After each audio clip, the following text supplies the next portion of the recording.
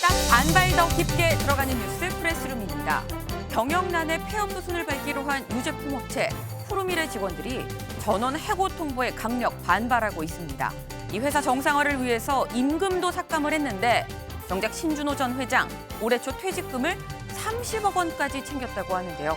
직원들이 느낄 배신감 이해가 가죠. 오늘의 프레스룸 날씨부터 알아보고 오겠습니다.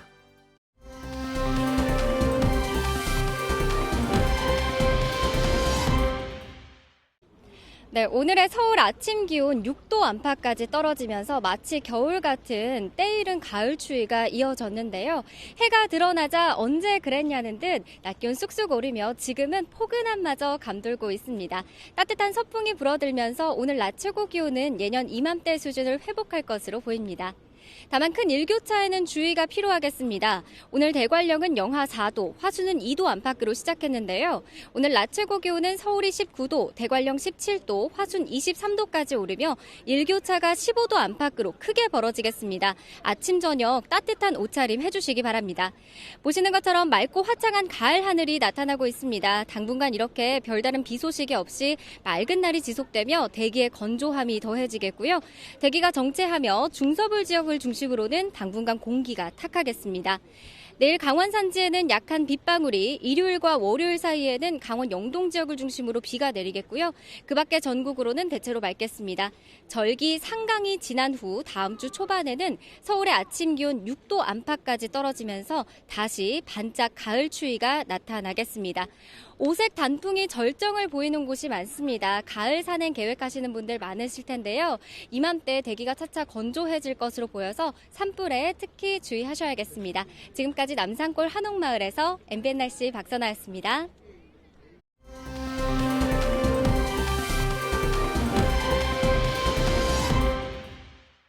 네, 오후 3시 지금 이 시각 가장 핫한 뉴스를 콕 집어서 전해드리는 뉴스리 시간입니다.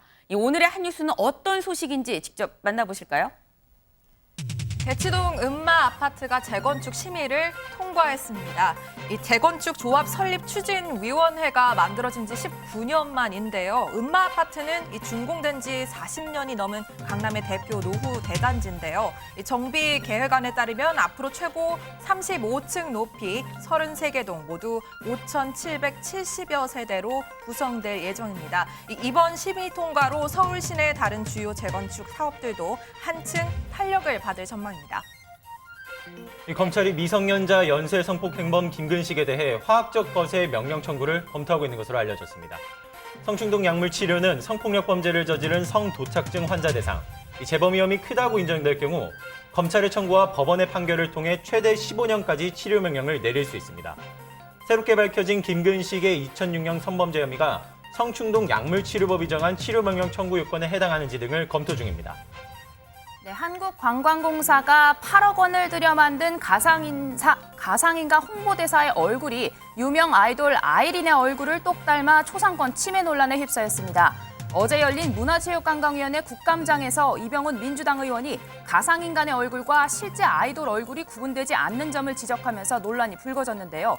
실제 연예인들과 초상권 계약을 했느냐는 질문에 관광공사 측은 초상권 계약은 하지 않았고 특정 인물을 모델로 하지도 않았다고 답을 했지만 외모가 상당히 비슷해 논란이 계속되고 있습니다.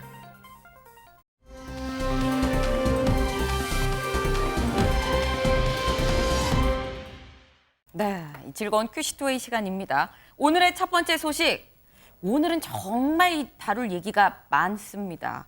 이수아 기자가 준비했죠. 네, 이 제목은요. 김용 이르면 오늘 구속영장입니다. 이재명 대표의 최측근으로 알려졌죠. 이 김용 민주연구원 부원장을 검찰이 불법 정치자금 수수 혐의로 체포했다는 소식 어제 전해드렸습니다. 이 체포 시한이 48시간이기 때문에 적어도 오늘 안에는 이르면 오늘 오후에는 영장이 발부될 수도 있다. 네. 이런 얘기가 나오고 있는 것 같습니다. 구속 여부가 결정될 거란 얘기입니다. 그렇군요. 네. 근데 일단 구속영장도 구속영장이긴 한데 근데 김용 부원장의 이 혐의 관련해서 좀 더 구체적인 얘기들이 좀 나오고 있더라고요. 네, 이 김용 부원장이 받고 있는 의혹 아까도 말씀드렸지만 이 정치자금법 위반 혐의입니다. 네. 그런데 지난해 4월부터 8월 사이에 8억을 정치자금으로 받았다. 뭐 이 정도의 개략적인 내용만 나왔었는데 이 돈의 이동 경로에 대해서 좀 더 정확한 얘기들이 흘러나오고 있습니다. 당시 이재명 캠프의 총괄 후 본부장을 김용 부원장이 맡고 있었는데 네. 이 돈을 20억 정도 마련해 달라라고 이 유동규 전 본부장에게 얘기를 했고 네. 이거를 유 본부장이 남욱 변호사에게 전달을 하면서 네. 거기서 8억을 받았다고 합니다. 근데 이걸 바로 전달한 것이 아니라 유동군의 측근이라고 할 수 있는 네. 당시 정민용 성남도공 직원에게 돈을 건네서 유동규 전 본부장에게 전하고 이걸 또 유 전 본부장이 김용 부원장에게 전했다. 약간 복잡하긴 복잡하죠. 복잡한데 네, 건너 여러 전달해서 다리를, 건너 네, 받았다. 그렇죠. 여러 다리를 거쳤다 이런 얘기인 거고요. 네. 또 한 가지 더 주목할 부분은 이 검찰이 체포 영장 그리고 압수수색 영장에다가 적시한 부분이 있습니다. 네. 이 돈을 대선 자금이다라고 오. 적시를 했습니다. 근데 아까 말씀드렸던 것처럼 이 김 부원장은 이재명 대선 캠프에 있었다는 점이 현재 주목을 받고 있는 상황이고요. 이 8억 외에도 이 검찰은 2014년 그리고 2017년에도 대장동 사업가들로부터 김 부원장이 돈을 받았다 이렇게 의심을 하고 있는 상황입니다. 지금 영장에 일단 대선 자금이라고 적시가 돼 있다는 얘기가 나오고 있습니다. 이게 만약에 적시가 돼 있다는 건 좀 유의미하게 볼 수 있을 것 같은데 이동훈 의원님. 네네. 적시를 했다는 건 검찰이 뭔가 좀 확실한 근거, 뭔가 증거가 될 만한 걸 잡았다는 거 아닐까요? 지금 이원석 검찰총장 체제에서 그 이재명 대표 관련된 수사를 하는 원칙은 네. 신속보다는 정확이다. 사건이 어디 가겠냐. 그러나 이 사건은 그 야당 대표를 수사하는 거기 때문에 네. 하나라도 실수가 있으면은 이를 그르칠 수 있다. 그래서 정확한 게 가장 중요하다. 이렇게 지금 하는 거죠. 이번 영장만 보더라도 네. 김용이 유동규에게 20억을 요구하고 유동규가 남욱에게 요구를 하니까 정민용을 통해서 걸렸다. 네. 아까 우리 김행과가 굉장히 복잡하다고 그랬죠? 네. 근데 그 복잡한 것이 검찰이 수사를 하는 과정에서 네. 유동규는 줬다고 그러고 김용은 안 받았다고 하면 그만인데 여기에 정민용 그다음에 네. 남욱이 들어가 있지 않습니까? 네, 네. 검찰이 수사를 안 했을까요? 이거는 남욱, 정민용도 줬다고 했다는 겁니다. 그렇기 때문에 법원에서도 영장을 발부했을 것이고 두 네. 번째 이제 대선 자금과 관련해서는 네. 4월에서 8월이면은 이재명 당시 그 후보가 이제 경선에 나갔을 때죠. 네. 그리고 딱 그 9월에 8월 말에 저 대장동 관련 보도가 나오면서 자금이 들어간 게 이제 그쳤다고 하는 거 아닙니까? 네. 근데 그것도 하나 굉장히 재미있는 포인트고 김용 지금 부본부장이 당시에 경선 캠프 총괄 부본부장이었는데 네. 조직과 자금을 관리했습니다. 그래서 대선 자금을 만졌을 가능성이 있다. 이런 이제 여러 가지 조금 검찰로서는 이제 증거를 제시하는 거고 아까 이제 그 검찰의 확실한 근거를 얘기했는데 네. 검찰은 아마 이것 말고도 여러 가지 카드를 갖고 있는데 그 중에 하나를 이번에 냈을 가능성이 있습니다. 검찰은 아마 더 많은 것을 갖고 있고 그중 일부가 이제 언론에도 나왔는데 예를 들면은 2014년에 돈을 요구했다. 2017년에 돈을 요구해서 받았다. 그거는 이재명 대표가 성남시장 재선할 때 네. 그리고 경기도지사 나갈 때 그리고 2017년 대선 때 대선에 출마했을 때이기 때문에 네. 이 부분도 앞으로 수사가 진행되면은 차차 드러나지 않을까 싶습니다. 네. 지금 이 현재 검찰의 기조가 속도보다는 정확성이다. 그렇기 때문에 이렇게 지금 영장을 쳤고 또 발부가 돼서 했다고 한다면 이건 뭔가 이딴 얘기다라는 지금 말씀을 해주셨는데 근데 검찰이 갖고 있는 이 확실한 뭔가 근거, 증거 이거를 그럼 대체 어디서 얻었겠느냐라는 의문이 생깁니다. 민지숙 기자. 그렇습니다. 검찰 그동안 대장동 사업과 이재명 대표 사이 연결고리 찾기 위해서 애써왔는데 네. 대장동 사건으로 이미 구속되어 있던 유동규 전 본부장을 소환해 조사하는 과정에서 네. 김용에게 돈을 건넸다라는 취지의 진술을 확보한 것으로 알려졌습니다. 유동규였군요. 맞습니다. 공교롭게도 이 유동규 전 본부장 오늘 네. 새벽에 이 구속 시한이 종료돼서 풀려났는데요. 네. 현장에 나갔던 기자들이 관련된 질문했습니다. 답변 듣고 오시죠. 김용 부원장에게 8억 주신 거 맞습니까? 자백하세요. 이재명 후보의 대선 조선 자금이었나요? 대선 자금 조성 목적으로 8억은 네, 네, 안 그래도 민주당 측에서는 검찰이 유 전 본부장을 회유하거나 협박한 거 아니냐 이런 의혹 계속해서 제기해 왔었는데 그제 법사위 국감장에서도 이 송경호 중앙지검장 이런 의혹에 대한 질문을 받자 직접 답변했습니다. 관련 영상 보고 오시겠습니다. 최근 검찰이 유동규 씨를 다루는 데 있어서 이상한 좀 흐름이 있어서 제가 묻습니다. 유동규 씨를 접견하려고 하는데 접견이 안 돼요. 어렵게 통화가 됐는데 유동규의 반응이 이겁니다. 10월 20일 석방될 예정이니 아까 중앙지검장님 가능성이 있다라고 했는데 유동규 씨는 확신을 가지고 10월 20일 석방될 예정이니 그때 만나자라고 유동규가 이야기를 합니다. 수감자를 불러서 뭔가 회유하고 협박하고 있는 거 아닌가라고 하는 강한 의심이 듭니다. 답변 좀 주십시오. 전혀 아닙니다. 유동규는 별건 사건의 피의자의 자격으로 조사를 진행하고 있습니다. 둘째, 변호인 선임 과정은 오히려 검찰은 유동규를 회유하려는 과정으로 의심하고 있습니다. 변호사가 회유를 한다? 제가 그 전체적인 과정은 정확히 알고 있습니다. 그렇지만 사실과 달리 알고 있습니다. 예. 사실과 달리 알고 있어요. 네, 구체적인 수사 상황에 대해서 잘 이야기하지 않는 검찰 어제 이례적으로 입장문을 냈는데요. 네. 네, 유동규에게 석방을 약속하거나 회유한 사실이 없다 이렇게 선을 그었습니다. 그럼에도 민주당 의원들 사이에서는 10년, 20년 형기가 걸려있는 문제인 만큼 위협을 느끼지 않을 사람이 있겠느냐 네. 검찰의 회유 의혹에 불을 지피고 있는 모양새입니다. 김준일 대표님. 네. 지금 민주당에서 이거 검찰이 유동규를 회유한 거다라고 얘기를 하고 있고 검찰은 그런 적이 없다라고 얘기를 하고 있습니다. 어떻게 보십니까? 일단 중요한 건 그런 것 같아요. 그러니까 지금 구속이 만기가 돼서 풀려 나온 거잖아요. 네. 검찰 입장에서는 추가로 뭐 위례 신도시 막 추가 의혹이 있으니까 구속을 연장해야 된다라고 해가지고 더 연장 이제 법원의 허가를 받아서 할 수도 있어요. 근데 네. 따로 신청 안 했단 말이에요. 네. 그러니까 이거는 검찰의 의지가 반영이 됐을 수도 있다. 이제 해석할 여지가 있는 거죠. 근데 중요한 거는 그거예요. 민주당이나 김우겸 의원이나 뭐 다른 분들이 얘기하는 네. 회유가 있었다, 회유가 있을 가능성이 있었다라고 한다라면은 네. 그 회유가 그래서 회유가 있어서 이게 완전히 날조냐, 아니면은 회유가 있어서 진실을 얘기한 것이냐 이거에 대해서는 침묵이었다 입을 열은 것이냐 아니면 거짓말을 한 것이냐라는 포인트죠. 이 부분에 있어서는 민주당 의원들도 정확하게 말을 못 하고 있어요. 그러니까 그거를 사실관계를 민주당 의원들, 뭐 김우겸 의원들 잘 모르거나 네. 말하기가 곤란한 거죠. 그래서 완벽하게 날조일 가능성은 뭐 우리는 알 수 없죠. 배제할 수는 없지만 이렇게 네. 중대한 사안에서 완벽하게 날조가 있을까요? 네. 어느 정도는 혐의가 있으니까 최소한 이게 진행이 됐다라고 보는 게 좀 합리적인 해석 같습니다. 그래서 민주당 입장에서는 회유라고 하는 것들을 말하는 수밖에 없는 지금 정치적 정황이 있다. 뭐 네. 이렇게 봐야 될 것 같아요. 네, 이도원 의원님 짧게. 뭐 부당한 회유나 협박이 있었으면 오늘 석방돼서 뭐 기자회견을 했겠죠. 회유 협박보다는 뭐 심경의 변화가 있었던 것 같습니다.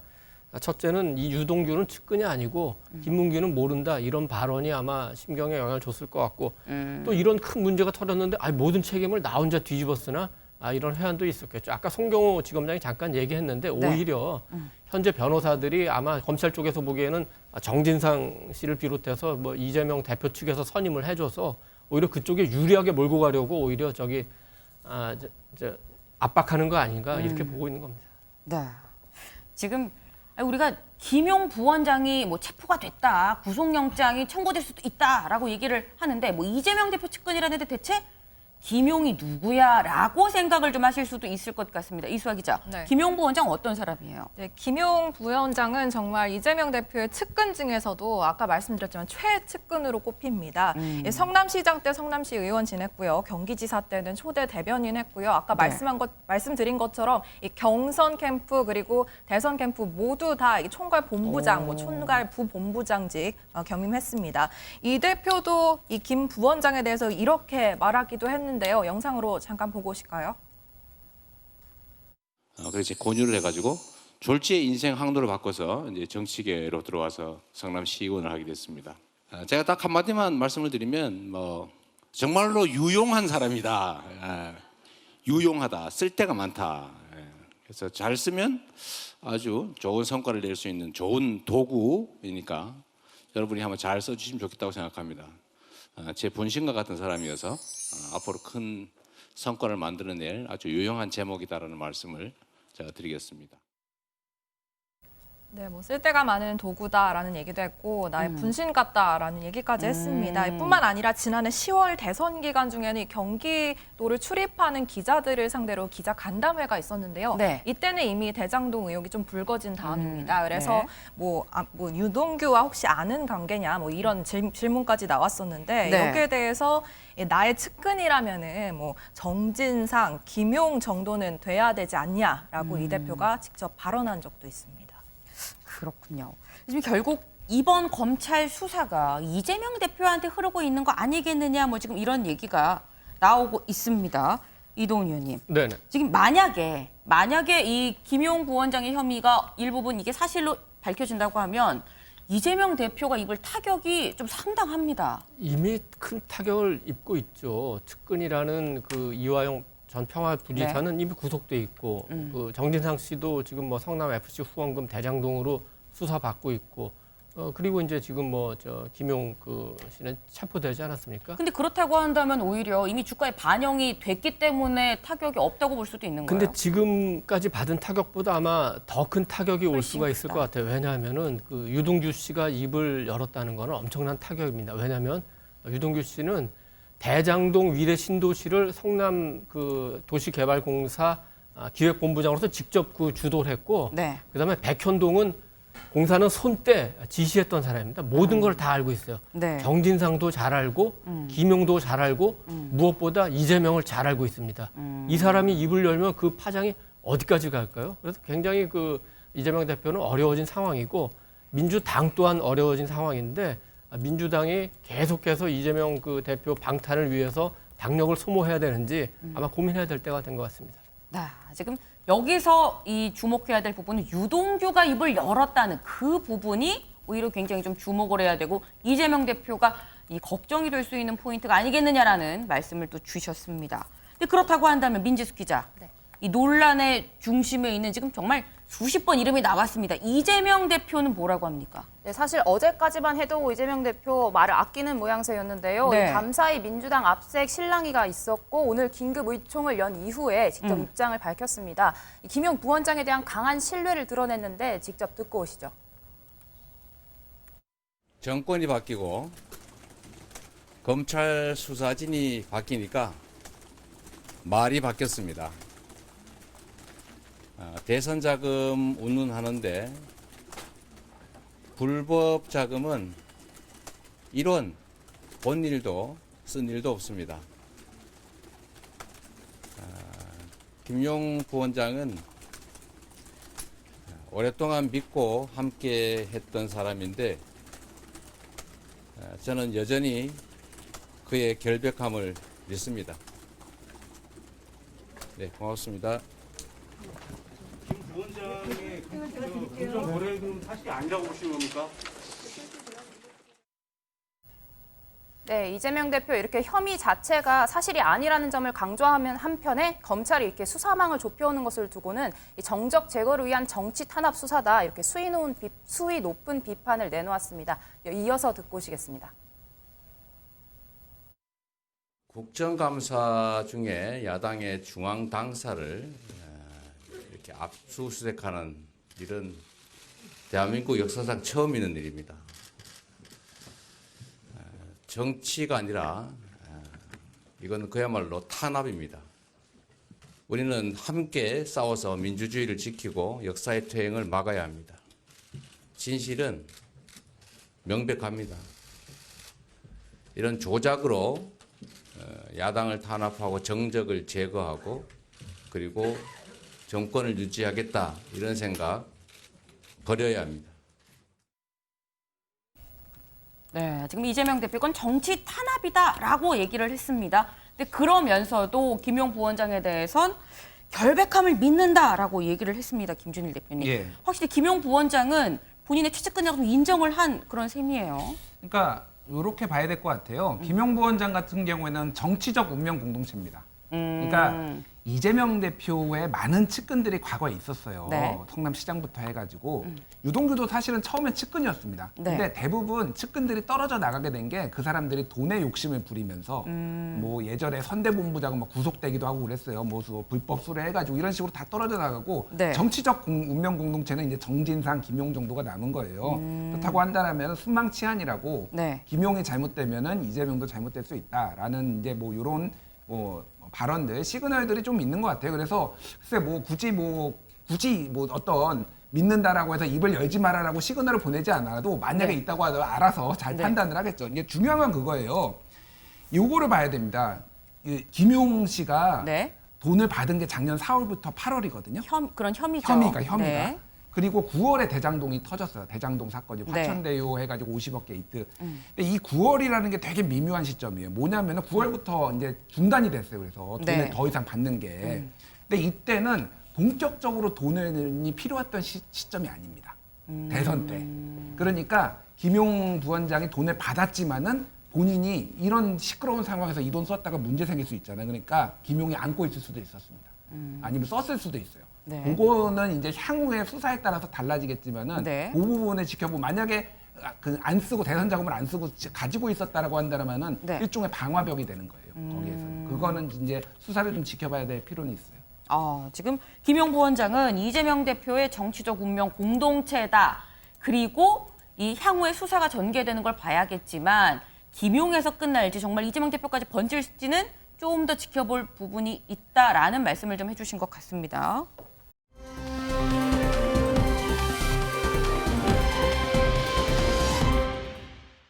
네, 강재묵 기자.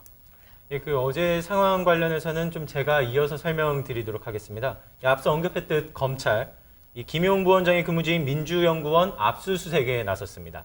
민주당 강력 반발하며 이 국정감사 중단을 선언하고 저지에 나섰는데요. 어떤 상황이었는지 영상으로 먼저 좀 확인하고 오시겠습니다.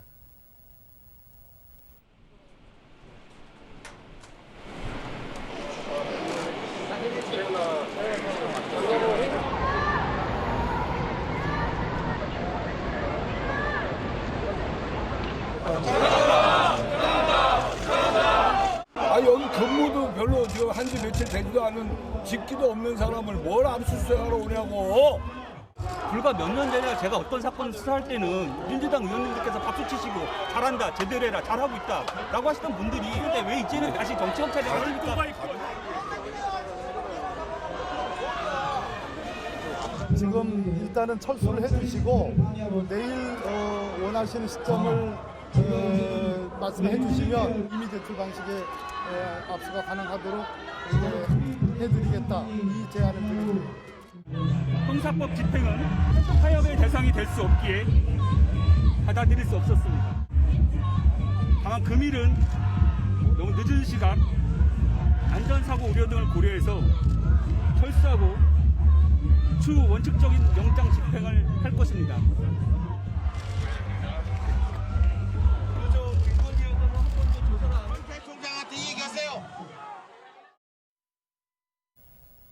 네, 지금 영상에서 확인하신 것처럼 되게 주변이 깜깜한 상황이죠. 그러네요. 이 검찰 수사관들 압수수색 영장 집행을 위해 방문한 것은 어제 오후 3시 5분쯤이었습니다. 네. 보신 것처럼 검찰과 민주당 의원들 이 대치 상황 속에 설전 길게 벌어지기도 했고요. 박홍근 원내대표 이 압수수색 소식을 전해 들은 뒤로 바로 이 비상 상황 공지를 통해 국감을 전면 중단하고 메시지를 확인하는 즉시 중앙당사로 이제 집결해 주기를 바란다라는 내용의 공지를 올리기도 했습니다. 네. 이 당 총무조정국에서도 이 국회 본청과 이 의원회관에서 근무 중인 당직자에게 당사로 집결하라 공지했고요. 이 야당 지지자들까지도 모이면서 8시간 가까이 대치한 끝에 네. 결국 검찰은 영장을 집행하지 못하고 영상에서 보신 것처럼 철수했습니다. 철수 시간은 10시 47분쯤이었습니다. 네, 뭐 영상에서도 조금 나왔지만 이 과정에서 민주당이 네. 영장을 그럼 받아들이겠다. 대신 임의 제출 방식으로 하면 어떠냐라는 제안도 했던 것 같습니다. 네. 그래서 일단 철수하고 내일 다시 논의를 하자라고 했는데 검찰에서 보신 것처럼 이를 받아들이지 못하겠다라고 말을 했습니다. 이 형사법 집행은 헌법과 법률에 따른 건데 타협의 대상이 될 수 없기에 좀 받아들일 수가 없었다라고 말한 데 이어서요. 있는데요. 네. 이 오늘은 법 질서를 부정하고 법치주의를 훼손하는 행위를 즉각 시정하라. 특정인을 겨냥할 의도가 없고 이 국민적 의혹이 있는 사건에 대한 수사를 하고 있는 건데 네. 정치 보복, 국간 회방으로 호도하는 주장에 동의할 수 없다. 야당을 비판하는 검찰발 입장문을 내기도 했습니다. 지금 양측이 지금 정말 팽팽합니다. 민주당도 지금 이 검찰 압수수색 때문에 굉장히 좀 비상 상황으로 지금 보여집니다. 이수아 기자. 네. 오늘 아침에 민주당이 긴급 의원총회를 열었습니다. 네, 계속해서 숨가쁜 일정이 되고 있는데요. 네. 오전 9시에 우선 긴급 의총이 열렸습니다. 이재명 대표 그리고 박홍근 원내대표의 모두 발언 뒤에 바로 좀 탄압 규탄문을 박범계 의원이 읽으면서 의원들이 한자리에 모여서 또 구호도 함께 외치는 그런 모습도 보였고요. 이 국감이 진행되는 와중에 이 야당 당사에 압색이 들어온 상황이기 때문에 네. 사실 어제는 국감 중단 선언을 하고 나갔죠. 네. 그런데 이 오늘까지 이 중단 선언, 그러니까 보이콧을 이어갈지에 대한 논의도 이 자리에서 있었던 것 같습니다. 그리고 결정을 했는데요. 네. 일단은 국감에 복귀하겠다라고 어. 말했습니다. 다만 이 법사위의 경우에는 네. 법사위원들끼리 좀 결정을 해서 상의를 하겠다라고 말을 했는데요. 이 이후에 오후 2시에는 또 최고위 긴급회의가 열렸고요. 또 민주당은 잠시 후인 것 같은데 오후 4시쯤에는 항의 차원에서 뭐 대통령실을 방문할 예정이다. 이런 얘기도 나오고 있습니다. 이 민주당의 국정감사 보이콧 시사에 국민의힘이 단독 진행을 감행하겠다는 앞서 밝힌 바 있었습니다. 네. 국민의힘이 위원장으로 있는 상임위에서는 필히 정상적으로 진행하겠다고 밝힌 바 있었고요. 이 위원장이 민주당 소속인 경우 역시도 이 정상적인 국감 개의를 위해 사회권을 이양받아서 진행할 생각이라고 밝혔습니다. 앞서 국민의힘은 자유민주주의 국가공당이 맞는지 묻고 싶다며 이 압수수색을 막은 내용 관련해 강도 높게 비난한 바 있는데요. 이 8억 원이 넘는 금품을 챙긴 부패 사범에 대한 압수수색을 이 영장 집행을 막은 행동을 두고 이 민주당도 부패 사범과 한통 속임을 증명하는 것이다라고 주장했습니다. 떳떳하다면 이 당당하게 영장 집행을 수용해야 하는 것 아니냐라는 입장의 설명입니다. 이동훈 의원님. 네. 지금 민주당에서 얘기하는 건 이건 사상 초유다. 이게 야당을 이렇게 압수수색을 하는 건 사상 초유다라고 지금 얘기를 하고 있거든요. 이게 정말 사상 초유인 건지 박근혜 정부 때 청와대에는 압수수색을 하긴 했었거든요. 뭐 수사의 성역이 어디 있겠습니까? 우리 김행커가 지적한 대로 청와대도 압수수색을 했고 굉장히 보안이 요구되는 국정원, 국방부도 그 압수수색이 된 적이 있습니다. 그리고 네. 이번 압수수색은 정확히 얘기하면 김용의 사무실이죠. 수사를 하게 되면 휴대폰, 자택, 사무실, 승용차 네. 네 군데 압수수색은 기본 아닙니까? 근데 이제 마침 그 사무실이 민주당사 안에 있는 민주연구원 사무실이기 때문에 문제가 됐는데 기술적으로 얘기하면은 민주연구원은 민주당과는 또 다른 법인이고 네. 법적 체계도 다릅니다. 그런데 물론 이제 정치적으로 야당에서 반발할 수는 있어요. 그렇지만 계속 반발하는 거는 우리 국민이 보기에 지금도 저렇게 그림이 나오면은 국민들이 보면서 뭐라고 생각하겠습니까?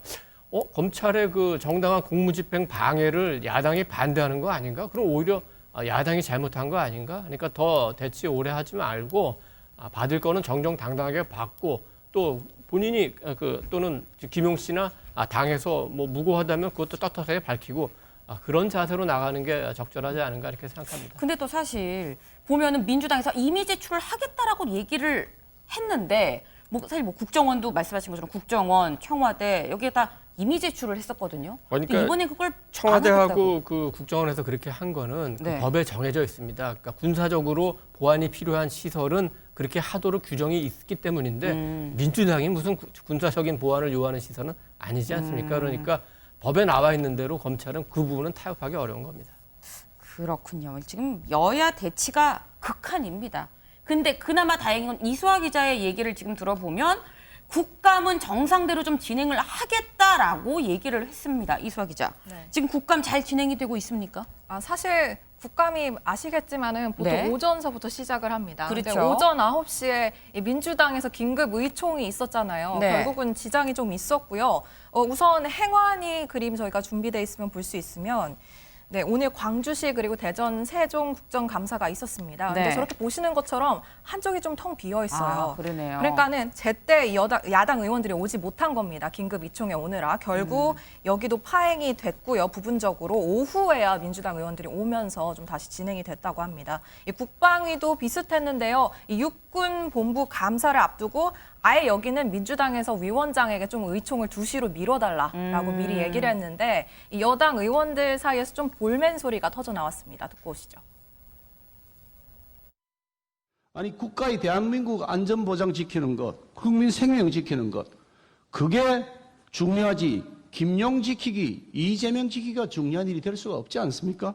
본인 내부의 문제는 내부적으로 논의할 것이지. 어떻게 국정감사를 마음대로 밀었다 당겼다 뭐 이게 고무줄입니까? 국정감사 시각이요? 자신들의 당 대표를 살리기 위해서 국가의 위난에 와 있는 상황을 무시하고 국정감사를 포기한다는 것은 결국은 대한민국을 포기하는 거 아니겠습니까? 안보는 여야가 없다고 항상 말해왔습니다. 정상적으로 여야가 없다고 말하려면 이 자리에 와 있어야 됩니다. 네, 제가 20분 전쯤에 현장에 가 있는 기자에게 한번 연락을 해봤는데 네. 속개는 됐다고 합니다. 그런데 이 서해 피살 공무원 사건 얘기를 하느라고 아직도 질의를 시작하지 못한 상태다라는 얘기를 들을 수 있었고요. 네. 그리고 가장 핫한 곳은 아무래도 법사위일 것 같습니다. 이 법사위는 오전에 민주당 위원들이 좀 상의를 해서 어떻게 할지 알아보겠다라고 네. 얘기를 했잖아요. 이 복귀, 국정감사 복귀를 위한 조건을 법사위원들이 내걸었습니다. 보고 오시죠.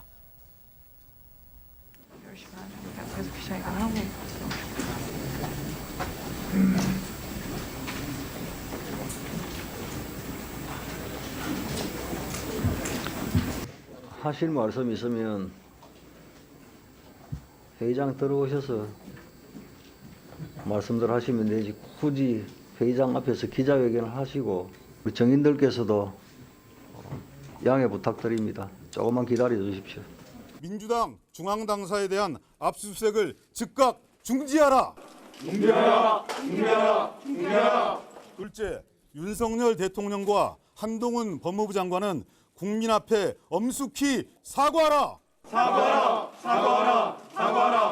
요구사항이 수용되지 않는다면 우리는 오늘 국정감사에 응할 수 없음을 분명하게 밝혀둡니다. 민주당이 내세운 그 4가지 조건을 보면 그냥 안 하겠다 그런 의지의 표명이 굉장히 많습니다. 근데 그것이 저희가 납득할 만한 조건이면 노력을 하겠습니다만 이것을 과연 국민의힘이 검찰에게 요구할 수 있겠습니까? 네, 양측의 간극이 좀 커 보이죠. 입장 차이를 좁히지 못하고 결국 오후에도 좀 열지 못하는 것 아닌가라는 우려가 있었는데 네. 3시쯤에 국민의힘 측이 단독으로 법사위를 개의를 했습니다. 네. 저희 역시 현장 기자에게 좀 전해 듣고 있는데 정말 네. 감사장안이 난장판이다라는 얘기를 들을 수 왜요? 있었는데요. 이 야당 간사인 기동민 의원이 네. 이 개의 소식을 듣고 달려와서 네. 이건 국회법 위반이다라고 얘기를 했다고 합니다. 뒤이어서 다른 야당 의원들도 모두 들어와서 네. 약간 위원장석을 점거하는 상황이 현재 벌어졌다고 하고요. 여기에 대해서 이 김도우 위원장은 계속해서 이런 식으로 진행을 방해하면 안 된다라고 네. 항의를 했는데 이 야당 의원들은 야당 탄압 그만해라. 거기다가 뭐 김건희 여사를 체포해라라는 구호까지 외치면서 현재 이 단독 개의에 반발하고 있는 상황이라고 합니다. 네, 일단 뭐 약간 지장은 빚어지긴 했습니다만 다른 상임위는 그래도 이 좀 제대로 국감이 오후에 들어서부터는 좀 국감이 진행이 되는 것 같은데 법사위는 지금 뭐 여야 의원들이 들어와서 좀 정신없이 정말 아수라장이란 얘기를 지금 했습니다. 근데 그렇다고 한다면 강재묵 기자, 원래 오늘 오전에 여야 원내대표 이 회동이 예정이 돼 있었거든요. 이거는 어떻게 됐어요? 네, 오늘 김진표 국회의장 주재로 예정되어 있었습니다. 네. 당초 이제 오전 10시 김장 박 원내대표와 이제 주호영 국민의힘 원내대표와 만나 국정 현안 전반에 대해 논의할 계획이었는데요. 결과부터 말씀드리면 양당 원내대표 회동 결국 불발됐습니다. 의장실로 민주당 박홍근 원내대표가 회동에 참석하지 않는다는 뜻을 밝혔다고 하는데요. 네. 이수진 원내대변인 역시 오늘 관련 설명이 있었는데 이런 상황에서 여야 원내대표 회동이 무슨 의미가 있겠냐는 입장 밝히기도 했습니다. 이 주호영 국민의힘 원내대표도 이 회동이 불발됐음을 알리면서 이 박 원내대표와 접촉은 계속해서 시도해볼 것이라는 답변 있기도 했습니다. 네, 이런 가운데 이진복 대통령실 정무수석도 국회를 찾았는데요. 국회 상황을 보기 위해서 왔다라고 밝혔습니다. 그런데 국감은 정상적으로 되고 있는 것 같다라고 평가하기도 했고요. 네. 그리고 지금 민주당 법사위에서 아까 복귀 조건으로 내건 것 중에 하나가 윤 대통령의 사과였습니다. 네. 그런데 이 부분에 대한 이 수석의 생각을 들을 수 있었는데 사과할 일이 뭐 있나요? 라는 반응을 내놨습니다. 네, 지금 뭐 여야가 너무 팽팽하게 지금 이 극대극 이 대치로 맞서고 있는 그런 상황입니다. 그런데 약간 일촉즉발 같은 느낌인데 윤 대통령이 오늘 여기에 대해서 또 한마디를 했더라고요, 강재문 기자. 네, 그 민주당이 여당이던 시절을 생각해보라라고 이제 반문한 건데요. 언론사 압수수색건을 언급했습니다. 내용 직접 들어보시겠습니다. 야당 탄압이다 그리고 대통령실의 기획 사정이다 이런 주장을 하고 있습니다. 이에 대해서 어떻게 보시는지 궁금합니다. 글쎄요, 저는 이런 그 수사에 대해서는 저 역시도 언론 보도나 보고 아는 정도고 자세한 내용은 제가 수사 내용을 챙길 정도로 한가하지는 않습니다. 그렇지만 뭐 야당 탄압이라는 얘기가 나오면 지금의 야당이 여당이던 시절에 그 언론사를 상대로 며칠 동안이나 압수수색을 했던 그런 것들을 좀 생각을 해보면은 뭐 그런 얘기가 과연 정당한 것인지 국민들이 잘 아실 거라고 생각합니다. 네, 김준일 대표님. 예. 지금 윤 대통령이 민주당에서는 야당 탄압이라고 얘기를 하고 있다라고 질문을 했더니 국민들이 잘 아실 것이다라고 얘기를 했습니다. 이거 예. 무슨 의미죠? 그러니까 뭐 쉽게 얘기를 하면은 그동안 이거를 바라보는 국민들의 시선이 네. 각자 이제 죄송합니다. 정파적으로 이제 바라볼 것이다 이렇게 사실상 말씀하신 것 같아요. 그래서 저는 이 상황을 파행을 유도를 했는데 민주당이 기꺼이 그 도발에 넘어간 상황 이렇게 좀 보고 있습니다. 왜냐하면은 민주당 당연히 법 앞에 누가 월권 특권이 있겠습니까? 당연한 건데 이제 민주당 입장에서 보면은 네. 김용 부원장은 10월 11일에 임명됐거든요. 그래서 네. 어제 기준으로 8회 됐어요. 네. 그래서 총 3시간 있다고 합니다. 그리고 거기에 8층에 이제 민주연구원이 있는데 컴퓨터가 있는데 그 상근 부원장과 비상근 부원장이 같이 쓰는 공용 컴퓨터래요. 그게. 그러니까 이게 따로 여기 와서 뭐를 저장을 하거나 뭐 이런 상황도 아니라는 건데 이거를 압수수색을 하겠다라니까. 네. 그래서 민주당 내에서도 김용에 대해서 수사하는 거는 뭐 오케이인데 민주당 당을 이제 압수수색하는 거에 대해서 다 격앙이 되는 분위기예요. 그거가 이제 이런 식으로 이제 가는 거라서 네. 전국은 뭐 경색될 수밖에 없을 것 같습니다. 예. 전국은 경색될 수밖에 없을 것 같다. 이미 경색이 돼 있는 상황으로 사실 보여집니다.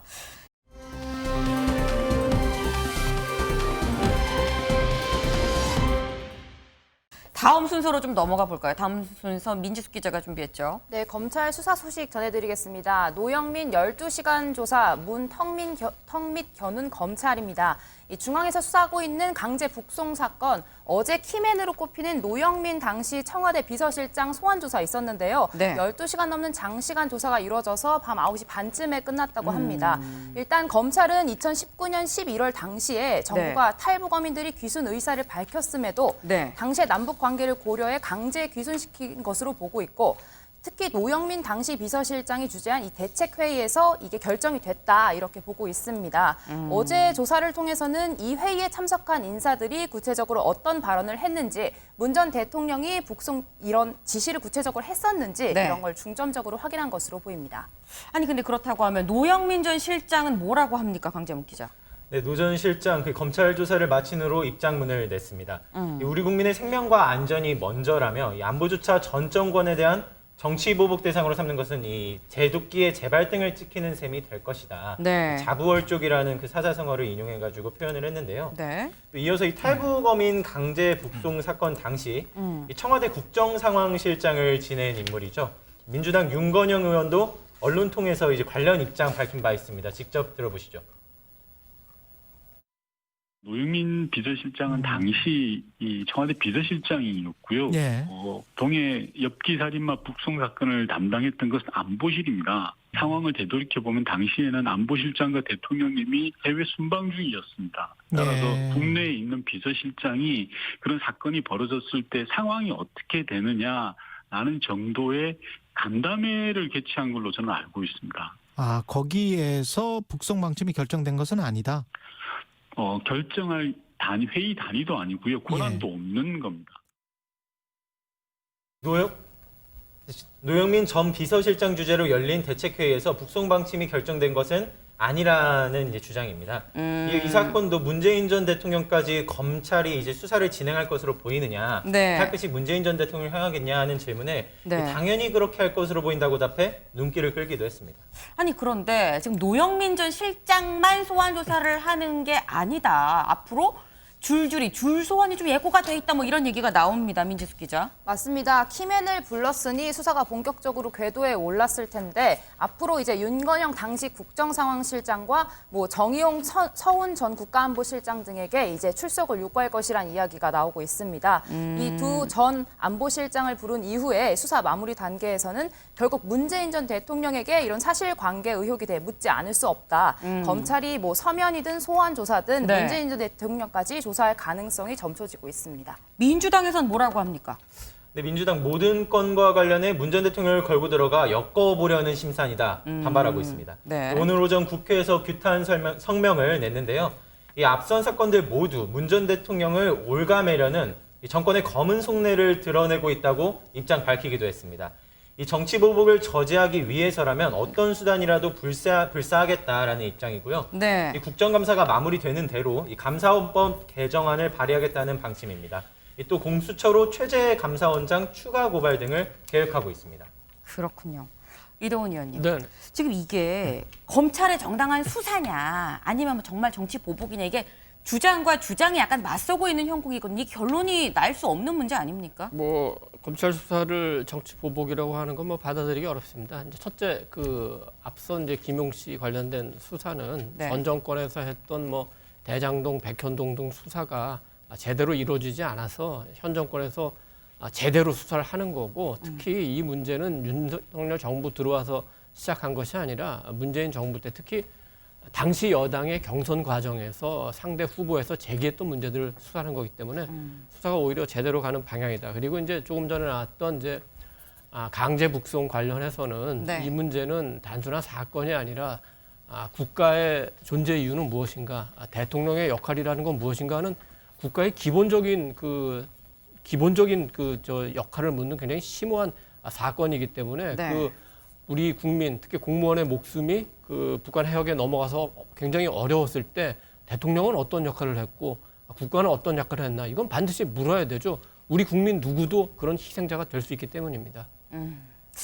알겠습니다. 지금 사실 양쪽의 주장이 엇갈리는 가운데 이제 본인 의견이십니다만 이제 한쪽의 얘기를 좀 더 이 힘을 실어주시는 것 같습니다.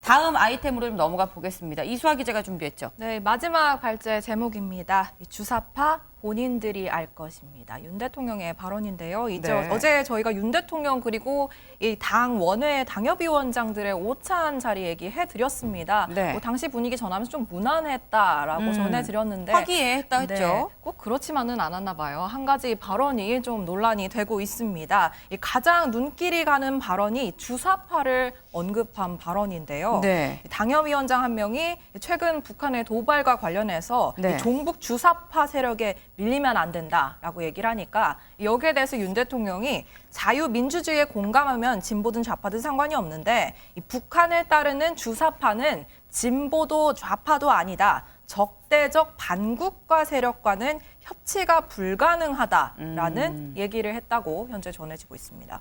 그렇군요. 아니 관련해서 오늘 아침에도 윤 대통령 이 얘기를 좀 한마디 한 것 같습니다. 그 얘기 저희가 조금 이따가 또 전해드리도록 하고 네.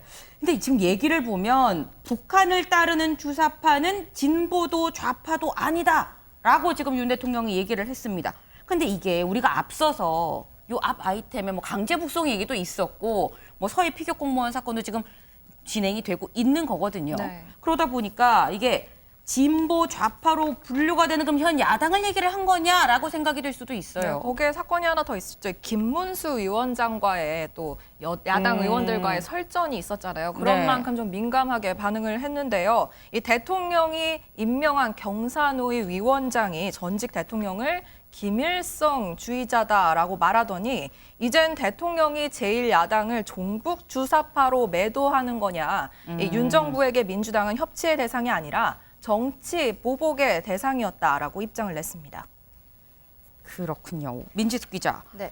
근데 대통령 대변인실 여기에 대해서 이런 민주당의 이런 반발에 대해서 또 한마디 했던데요. 네, 논란이 확산될 조짐이 보이자 대통령실 대변인실이 곧바로 공지 문자를 통해서 진화에 나섰습니다. 윤 대통령 발언 관련해 정확한 의미를 전해드린다고 상황을 설명을 했는데요. 이 나라를 지키는 게 첫 번째 임무인 대통령으로서는 국가를 전복하려는 세력과는 타협할 수 없다. 이런 기본 원칙을 언급한 것뿐이다. 이렇게 설명을 했습니다. 윤 대통령의 발언을 정치적으로 왜곡하지 말아달라고 당부하면서 이렇게 선을 긋는 모습이었습니다. 이 기본적인 원칙을 얘기한 거니까 왜곡을 하지 마라. 라는 게 지금 대통령실의 얘기인데 제가 아까 잠깐 말씀을 드렸습니다. 윤 대통령 오늘 아침 출근길에 한마디를 했어요. 네, 그래서 저희가 직접 영상으로 준비해봤습니다. 윤 대통령 답변 듣고 오시죠. 주사파인지 아닌지는 본인이 잘 아는 거니까 저는 어느 특정인을 겨냥해서 한 얘기는 아니고 대통령은 헌법상 우리 헌법을 수호하고 또 국가를 보위해야 될 책임이 있는 사람이기 때문에 마치 또 거기에 대한 얘기가 나와서 제가 답변을 그렇게 한 것입니다. 네, 지금 윤 대통령 뭐 특정인을 겨냥한 게 아니다라고 직접 또 얘기를 했습니다. 김준일 대표님. 네. 하지만 민주당은 이건 우리를 겨냥한 것 같다라고 지금 얘기를 하고 있거든요. 이게 어쨌거나 그게 뭐 진짜든 아니든 협치는 요원해 보입니다. 일단 윤 대통령께서 네. 본인이 잘 알 거라고 생각해보라고 해서 저도 생각해봤거든요. 저는 주사파가 아닌 것 같습니다. 제가 오늘 곰곰이 생각해봤는데 전혀 아닌 것 같고요. 그러니까 이 용어 자체가 민주당을 지칭할 수밖에 없게 해석이 돼요. 그러니까 예를 들면 이런 겁니다. 재계랑 협치를 합니까? 이게 정치권이, 정부 여당이 재계랑은 협력을 해요. 협치의 주어가 될 수 있는 게 별로 없다. 협치의 주어는 같이 협력해서 다스리는 거잖아요. 네. 누구랑 같이 다스리나요? 야당이랑 하죠.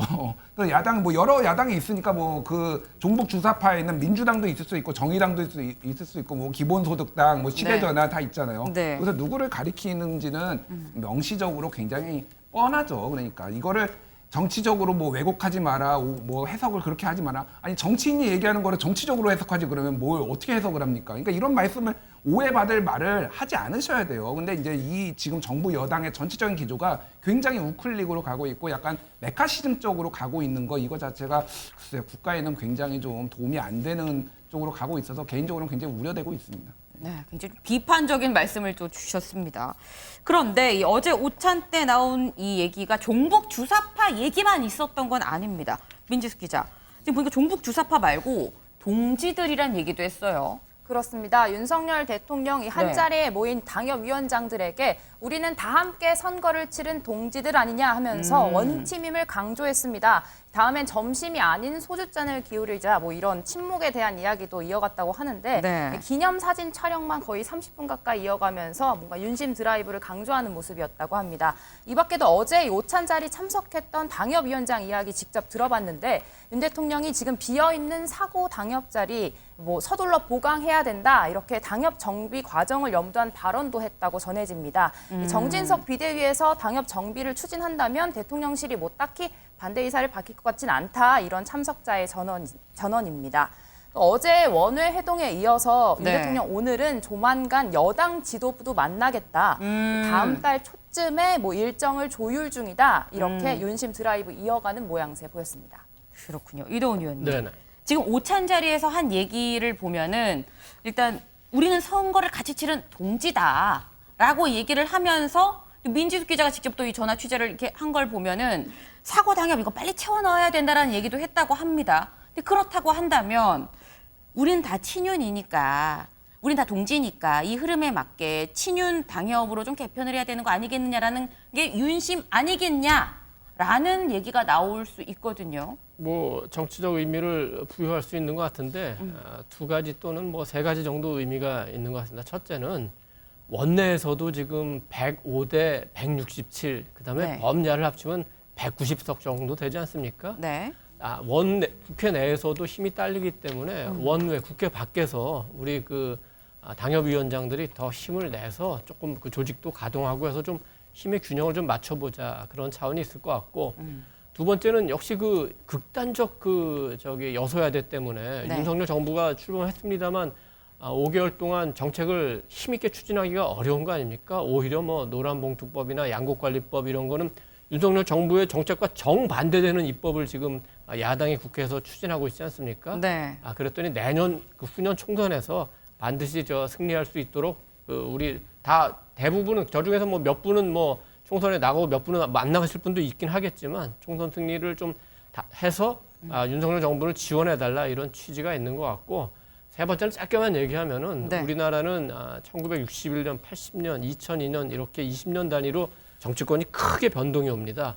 또 20년이 지나서 2020년, 22년에서 2024년에 굉장히 큰 변화가 올 거예요. 그럴 때 정치하는 분들이 지금 특히 당협위원장들이 그 주역이 또는 대상이 될 수도 있는 겁니다. 네, 지금 잠깐 말씀 중에 양곡관리법 얘기가 나왔습니다. 이 윤석열 대통령 원래 이 출근길 문답 때 질문을 한 2개에서 3개 정도만 받고 보통은 들어가는데, 이수아 기자, 네. 오늘은 좀 많이 얘기를 했어요. 양곡관리법에 대해서도 또 얘기를 했습니다. 네, 이 개정안 대해서도 사실상의 반대 입장을 내비쳤습니다. 짧게 듣고 오실까요? 정부의 재량사항으로 맡겨놔야지 수요와 공급의 격차를 점점 줄여가면서 우리 재정과 농산물의 그 낭비를 막을 수가 있습니다. 그런데 이것을 법으로 이 매입을 의무화를 시키게 되면 이 격차가 점점 벌어지고 이 과잉 공급 물량을 결국은 폐기를 해야 되고, 그리고 이 농업 재정의 낭비가 심각합니다. 오히려 그런 돈으로 농촌의 그 개발을 위해서 써야 되는데 과연 이것이 농민들에게 저는 도움이 안 된다라고 생각을 하고 있습니다. 국회에서 조금 더 심도 있는 논의를 해주기를 당부드립니다. 네, 대통령이 처음으로 공개적인 반대 입장을 밝힌 건데요. 이렇게 되면 만약에 여야 합의가 불발된다고 하더라도 네. 대통령이 거부권을 행사할 수 있는 가능성이 더 커진 겁니다. 네. 김준일 대표님. 예. 이거 거부권 시사한 걸로 봐야 되는 거죠? 그렇죠. 거부권을 행사할 텐데 중요한 건 이겁니다. 지금 민주당 이거 사실 어느 정도 조정이 가능했어요. 근데 네. 지금 전국이 이러다 보니까 민주당이 단독 처리했거든요. 네. 지금 납품단과 연동제도 단독 처리할 가능성 높고요. 네. 노란봉투법 다 단독 처리하면은 대통령이 다 거부권 행사해야 돼요. 네. 그러면 굉장히 또 그러니까 민주당은 대통령한테 짐을 다 떠넘기는 겁니다. 민생을 외면하는 대통령. 이런 식의 좀 강대강 프레임이 계속될 가능성이 매우 높습니다. 네, 지금 안 그래도 좀 국정감사도 지금 뭐 제대로 이루어지면 삐걱삐걱 하고 있는 상황에서 올려도 거부권을 행사할 수 있다라는 전망이 나오고 있습니다.